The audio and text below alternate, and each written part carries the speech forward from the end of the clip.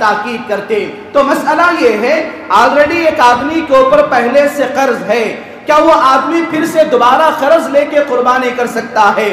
اس کے لیے آسان طریقہ یہ ہے کہ جس آدمی کے لیے قرض زیادہ ہے، قرض کے بوجھ میں وہ آدمی دب رہا ہے، تو ایسے آدمی کے لیے اسلام معاف کر دیتا ہے. وہاں پر ایسے آدمی کو قرض لے کر قربانی کرنے کی ضرورت نہیں ہے.